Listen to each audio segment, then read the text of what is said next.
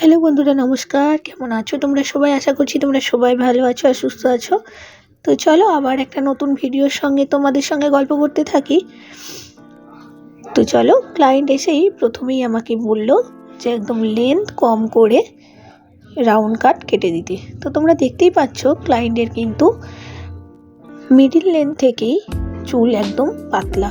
তো ওই পাতলা অংশটাকে দেখো কাট করে নেব।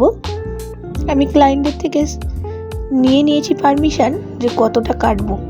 তো আমি ক্লায়েন্টকে দেখিয়েও নিয়েছি। তো তোমরা সর্বপ্রথম কিন্তু এই কাজটাই করো, ক্লায়েন্টকে দেখিয়ে নিও সে কতটা চুল কাটতে চায়। তো চলো স্টেপ বাই স্টেপ অল্প অল্প করে কেটে প্রথমেই আমি কিন্তু গাইডলাইন নিয়েছি দুই পাশ থেকে, তাহলে ছোট বড় হওয়ার কোনো উপায় নেই বা ছোট বড় হবে না। কাঁধের দু সাইড থেকেই একটু একটু করে চুল নিয়ে আমি গাইডলাইনটা নিয়েছি।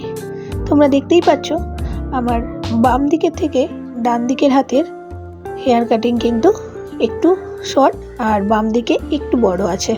তো চলো এটাকে আমি আবারও সুন্দর করে গাইডলাইন মেনে কেটে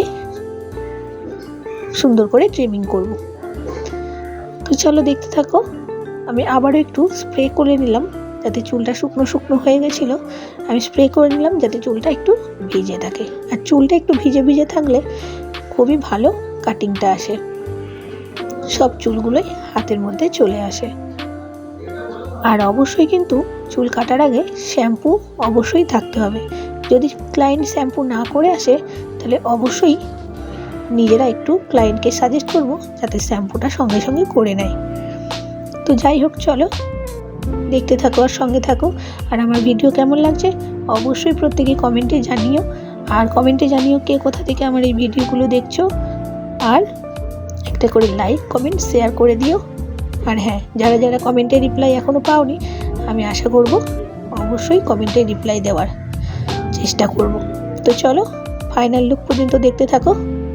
আর খুবই শর্ট ভিডিও, খুব একটা সময় নেব না, তো দেখে নাও।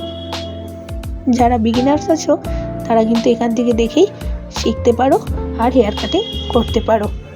তো চলো দেখতে থাকো, আর বেশি কথা বলবো না, দেখতে থাকো।